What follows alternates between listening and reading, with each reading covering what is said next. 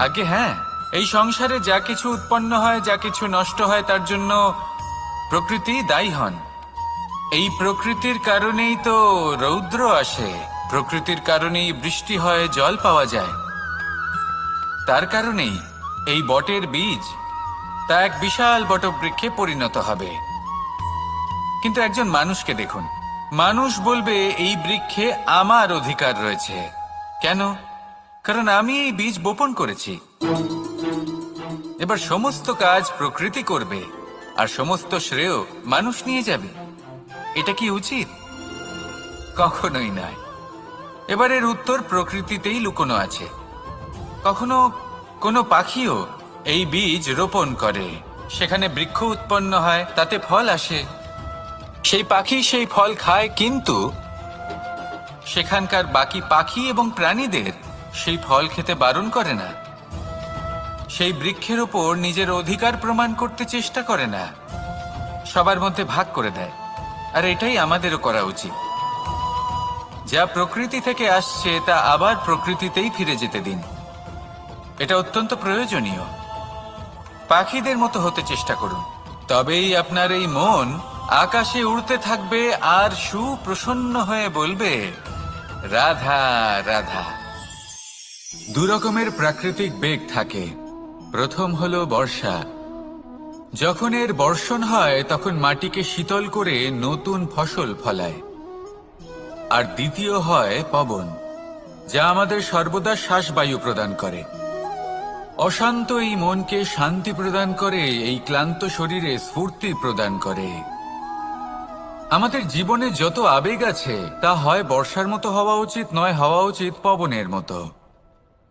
ক্রোধ, মতভেদ, বিবাদ, এগুলো হওয়া উচিত বর্ষার মতো। অর্থাৎ কিছু সময় পরে যেন এরা নিজে থেকেই ছিন্ন ভিন্ন হয়ে চলে যায়। আর যদি পবনের মতো কোনো আবেগ থাকা উচিত, তা হলো প্রেম, যা সর্বদা শ্বাসবায়ু প্রদান করে, সবসময় সাথে থাকে। একে আমরা অনুভব করতে পারি না, কিন্তু এ আমাদের অনুভব করার জন্য প্রাণবায়ু প্রদান করে। আর যখন চক্রবাতের মতো সে ভয়ঙ্কর হয়ে ওঠে, তখন সমগ্র সংসার বদলে দেয়। এর সারমর্ম একটাই, শক্তি। মতভেদ, ক্রোধ, বিবাদের মধ্যে নেই। শক্তি যদি থাকে তা আছে প্রেমের মধ্যে। তাই এই প্রেমকে মনের মধ্যে রাখুন আর আমার সাথে বলুন, রাধা রাধা। ঘৃণা, প্রেম, রেগে যাওয়া, মান ভাঙানো, ভুলে যাওয়া, এই সকল অনুভূতি মানুষের জীবনে অত্যন্ত গুরুত্বপূর্ণ। মানুষের এই অনুভূতিগুলো না থাকলে মানুষ একটা যন্ত্রের থেকে বেশি আর কিচ্ছু না। কিন্তু এই অনুভূতি আপনি ভুল দিকে চালিত করলে এরাও আপনাকে আর মানুষের মতো বাঁচতে দেবে না। যদি ঘৃণার কথা বলেন, যদি আপনি কোনো ব্যক্তিকে ঘৃণা করেন, সেটা কেন? ব্যক্তিকে ঘৃণা করবেন কেন?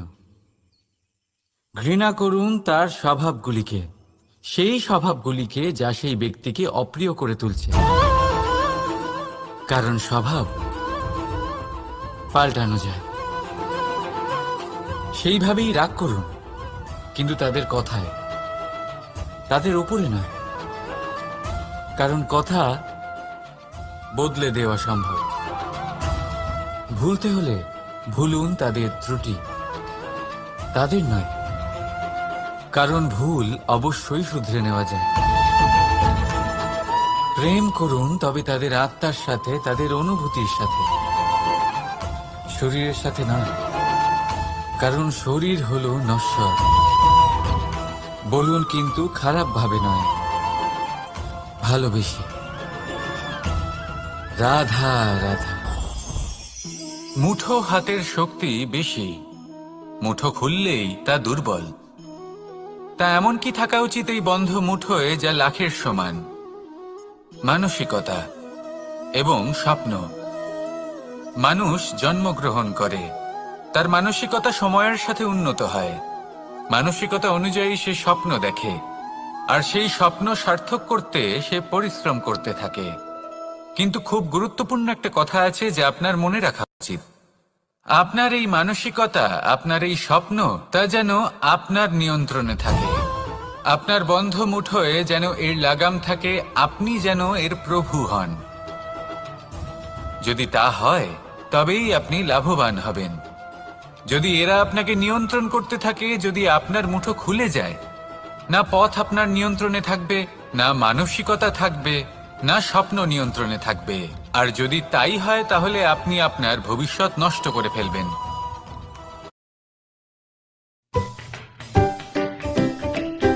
নিজের বিচার বুদ্ধি, নিজের মানসিকতা, নিজের স্বপ্নকে, নিজের এই স্বপ্ন পূরণ করুন। আর আমার সাথে ভালোবেসে বলুন, রাধা রাধা। পিছলে পড়ার আশঙ্কা রয়েছে এবং গভীর ক্ষত পেতে পারে সবাই। এবার বেশ কয়েকজন শিষ্য গেলেন, তার মধ্যে কয়েকজনই সেই জড়িবুটি নিয়ে আসতে পারলেন। কারণটা কি ছিল? কিছু কেউ শিষ্যের বলবেন স্বর্ণ দ্বারা নির্মিত লঙ্কা, এটি হলো সংসারের সব থেকে বড় আশ্চর্য। কেউ বলবেন বরফে ঢাকা সেই পর্বত যা আকাশ স্পর্শ করে। কেউ বলবেন সেই সমুদ্র যার গভীরতা মাপা অসম্ভব ব্যাপার। কেউ বলবেন সেই বায়ু যা আমরা দেখতে পাই না, কিন্তু তা আমাদের জীবন দান করে।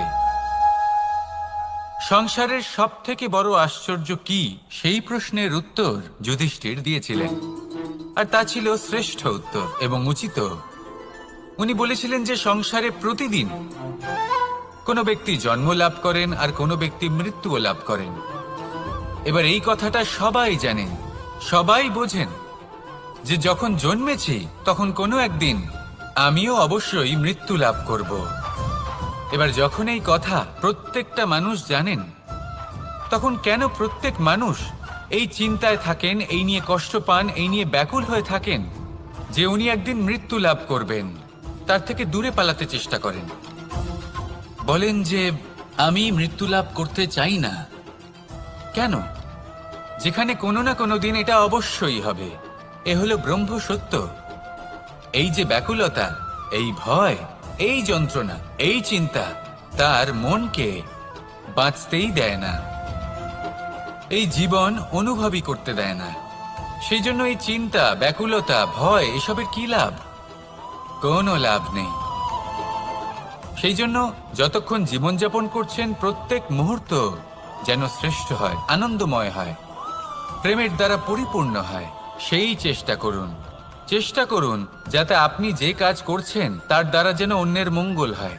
এই প্রচেষ্টাই আপনার জীবনকে প্রসন্নতা আর প্রেম দ্বারা ভরিয়ে তুলবে। এই মন সুপ্রসন্ন হয়ে বলবে, রাধা রাধা। এই পুকুর দেখছেন আপনি? বাচ্চা, বৃদ্ধ, যুবক, যাকেই আমি জিজ্ঞেস করব এটা কি, সবার উত্তর সেই একই হবে। উত্তর তখনই বদলাবে যখন প্রশ্ন এটা হবে যে আপনি এই পুকুরে কি করতে চান। কেউ বলবে আমি এমনি এর পাড়ে বসে এই জল স্পর্শ করে ঠান্ডা হাওয়ার আনন্দ অনুভব করতে চাই। কেউ বলবে আমি এই পুকুরে সাঁতার কাটতে চাই। কেউ বলবে কাগজের নৌকা বানিয়ে আমি এতে ভাসিয়ে দিতে চাই। কেউ বলবে আমি মাছ ধরে নিজের জীবন যাপন করতে চাই, ইত্যাদি ইত্যাদি। আপনাকে একটা কথা বলে রাখি, আমাদের জীবনও এই পুকুরেরই মতন, একই রকম। কিন্তু আমরা এই জীবন নিয়ে কি করব সেই সিদ্ধান্ত আমাদের। এই পুকুরে আপনি মুক্তও পাবেন, আবার ফাঁকও পাবেন। যদি আপনি মুক্ত পেতে চান তাহলে এই পুকুরের গভীরে আপনাকে যেতে হবে, ততটাই চেষ্টা করতে হবে যতটা করলে আপনি সেই মুক্ত অর্জন করতে পারেন। হয়তো রক্তপাতও হতে পারে, কিন্তু তার সাথেই সাফল্য অর্জনের যে আনন্দ সেটাও পাওয়া যায়।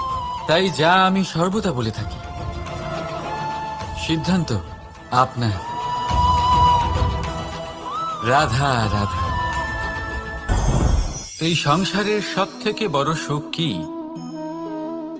কেউ বলবেন নিজের লক্ষ্য প্রাপ্ত করা, কেউ বলবেন ধন উপার্জন করা, কেউ বলবেন নিদ্রাই সব থেকে বড় সুখ। প্রত্যেক পরিস্থিতি, প্রত্যেক সাফল্য আপনার পরীক্ষা নেবে, তাতে উত্তীর্ণ হওয়া হলো আপনার কর্ম। যখনই আপনি ভয়, তাতে সোপান তৈরি করেন। তাহলে আপনিও সেই পর্বতে উঠতে পারবেন, অন্য কেউও তাতে উঠতে পারবে, আগামী প্রজন্মও তাতে উঠতে পারবে, আর সেই আগামী প্রজন্ম সর্বদা আপনার সুনাম করবে। তাই জীবনে প্রতিশোধ নয়, পরিবর্তন বাছুন, বদলা নয়, বদল বেছে নিন। আপনার বাধা আপনার বন্ধু হয়ে যাবে। রাধা রাধা। সমস্ত মানুষের জীবন কিছুটা সমান হয়। মানুষ জন্মগ্রহণ করে, তারপর চলতে শেখে, জীবনে এগিয়ে চলে, বার্ধক্য লাভ করে, তারপর সমাপ্ত হয়ে যায়। কিন্তু সেই ব্যক্তিরা কারা যারা প্রকৃত অর্থে মনুষ্য জীবন যাপন করেন? এনারা হলেন সেই ব্যক্তি যারা পড়ে গেলেও আবার উঠে দাঁড়ানোর চেষ্টা করেন, নিজের ভেঙে পড়া অস্তিত্বকে আগলে নিয়ে আবার একটা আকার দেওয়ার চেষ্টা করেন, ভগ্ন আশাকে আবার একটা নতুন দিশা দেন। অসফল হওয়ার পরেও থামেন না, আবার এগোতে থাকেন। অসফল হওয়ার পরে যদি আপনি থেমে যান তাহলে সাফল্য আপনার সামনে অপেক্ষা করে, কিন্তু আপনি তা দেখতে পান না। তাই জীবনের সংঘর্ষে অংশগ্রহণ করতে শিখুন, জীবনের সংঘর্ষ থেকে পালাবেন না। আসুন আমার সাথে ভালোবেসে বলুন, রাধা রাধা। একবার একটা শেয়াল বনে বিচরণ করছিল। ও একটা ছোট্ট শাবক দেখতে পেল। ও ভাবলো, আজ একেই আমি খাবার হিসেবে গ্রহণ করব। আশেপাশে দেখলো কেউ দেখছে না তো, কেউ ছিল না, আর সেই শাবকের ওপর আক্রমণ করলো, যা হলো একটা ঘোর অপরাধ। বনের নিয়ম অনুসারে আপনি কখনোই শাবকের ওপর আক্রমণ করতে পারেন না। তারপর এই খবরটা যখন রাজা সিংহ জানতে পারলেন, সভার আয়োজন করলেন। কিন্তু সেখানে শেয়াল বলল, আমি তো এরকম কিছু করিনি। কিন্তু যদি আপনি এরকম বলেন, কোনো প্রমাণ দিন, এর কোনো সাক্ষী আছে? তখন রাজা সিংহ পেঁচাকে ডেকে পাঠালেন, যে সেই মুহূর্তে বৃক্ষের শাখার ওপর বসেছিল, সে সব কিছু দেখেছিল। পেঁচা সব সত্যি কথা বলল, আর শেয়ালকে মৃত্যুদণ্ড দেয়া হলো। এবার এই কাহিনী আমি আপনাকে কেন শোনালাম?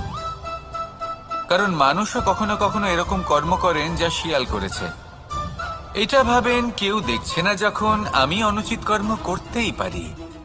কিন্তু না, আপনি যাই করুন না কেন, কেউ না কেউ অবশ্যই তা দেখছে। কোনো ব্যক্তি না হলেও কোনো প্রাণী, না হলে কোনো যক্ষ বা দেব বা প্রেত। যদি এনারা কেউ না দেখেন, তাহলে ধরিত্রী মাতা দেখেন, যেখানে দাঁড়িয়ে আপনি সেই কর্ম করছেন, তাই না? তাই একটা কথা সবসময় মনে রাখবেন, কে দেখছেন কে দেখছেন না সেই বিষয়ে ভাবা ছেড়ে দিন। এটা খুব সহজ কথা। আপনি যদি উচিত কর্ম করেন, উচিত ফল পাবেন। যদি অনুচিত কর্ম করেন, তাহলে আপনি অনুচিত ফল অবশ্যই পাবেন। সেই জন্য উচিত পথে চলতে থাকুন, উচিত কর্ম করতে থাকুন, আর আমার সাথে ভালোবেসে বলুন, রাধা রাধা। আপনি কখনো কোনো বাজকে নিজের বাসা বানাতে দেখেছেন? এই বাজ যখনই কোনো বাসা বানায়, তখন উঁচু গাছের ডালে বা কোনো পর্বতের শিখরে বাসা বানায়, অনেক উচ্চতায়, আর সেখানে তার সন্তানও জন্মগ্রহণ করে। যখন এই সন্তানেরা জন্মায়, তখন এই বাজ খুবই ভালোবেসে এবং খুব সাবধানে এদের পালন পোষণ করে। নিজের ঠোঁট দিয়ে তাদের ঠোঁটে খাবার পরিবেশন করে। কিন্তু যেই সেই সন্তানেরা হৃষ্টপুষ্ট হয়ে যায় এবং সেই কথা বাজ নিজে বুঝতে পেরে যায়, সেই বাজ নিজেই সেই বাসা ছিন্ন ভিন্ন করে দেয়। সেই সন্তান যাদের সবেমাত্র ডানা গজিয়েছে, কিভাবে উড়তে হয় তারা জানে না, সেই সন্তানগুলিকে উচ্চতা থেকে ঠেলে দেয়। সেই সন্তান প্রথমে ভয়ভীত হয়ে যায়। তারা সামনে মৃত্যুকে দেখতে পেয়ে ভয়ের কারণে তাদের ডানা ঝাপটাতে থাকে, আর সেই প্রক্রিয়াতেই সেই সন্তানগুলি উড়তে শুরু করে দেয়। এবার এই ঘটনায় আমরা কি শিক্ষা পেতে পারি? এটাই, যদি আপনি মাতা পিতা হন, তাহলে নিজের সন্তানকে অবশ্যই স্নেহ করুন, কিন্তু তাদেরকে নিজের আঁচলের তলায় বেঁধে রাখবেন না। যদি আপনি চান আপনার সন্তান জীবনে উন্নতি করুক, তাহলে নিজের মুঠো থেকে তাদের স্বতন্ত্র করে দিন, এই সংসারে সংঘর্ষ করতে দিন। সেই সন্তান নিজেই বুঝতে পারবে যে জন্মের সময় পাওয়া ডানা কি করে ব্যবহার করতে হয়। আর আপনার চোখের সামনে আপনার সন্তান এই আকাশে উড়তে থাকবে। তাহলে আসুন আমার সাথে ভালোবেসে বলুন, রাধা রাধা। সংসারে সবচেয়ে পবিত্র মানা হয় গঙ্গা জলকে। কখনো ভেবে দেখেছেন কেন? কারণ গঙ্গা জলের আবির্ভাব অত্যন্ত শুদ্ধ হয়, তার জন্ম শুদ্ধ হয়, যেখান থেকে তার শুরু সেটাই শুদ্ধ হয়। আর শুরুটা শুদ্ধ হওয়া অত্যন্ত আবশ্যক। আমাদের জীবনে সবই শুরু হয় আমাদের ভাবনা থেকে। নিজের ভাবনাকে শুদ্ধ রাখুন, কারণ এই ভাবনা থেকেই আবির্ভাব হয় শব্দের। আপনার শব্দ শুদ্ধ রাখুন, কারণ এই শব্দ দ্বারাই আপনার কাজ সম্পন্ন হয়। আপনার কাজ শুদ্ধ রাখুন, কারণ এই কাজ দ্বারাই তৈরি হবে আপনার স্বভাব। স্বভাব থেকেই তৈরি হয় আপনার অভ্যাস, আর অভ্যাস থেকে তৈরি হয় আপনার চরিত্র। আর এই চরিত্র সংসারের সমক্ষে এক আদর্শ হয়ে ওঠে। তাই ভাবনা থেকে আদর্শের এই যাত্রা শুভ তখনই হয়ে ওঠে যখন আপনার ভাবনা শুদ্ধ হয়। এই সংসারে, এই জীবনে নিজের ভাবনা শুভ রাখলে, শুদ্ধ করলে আপনার মন সুপ্রসন্ন হয়ে বলবে রাধা রাধা। মানুষ জন্মগ্রহণ করে, তার সাথে ভয়েরও জন্ম হয়। ছোটবেলা থেকেই আমাদের মনে কোনো না কোনো প্রকারের ভয় থেকেই যায়। কেউ এই বিষয়ে ভয় পায় যে তার কোনো বস্তু তার থেকে দূরে চলে যাবে। কেউ এই বিষয়ে ভয় পায় যে আমি নিজেকে হারিয়ে ফেলব। কেউ এই ভেবে ভয় পায় যে আমার প্রিয়জনেরা তারা যেন আমার থেকে দূরে না চলে যায়। কেউ এই ভেবে ভয় পায় যে আমরা যেন পথ না হারিয়ে ফেলি, আদি ইত্যাদি। কিন্তু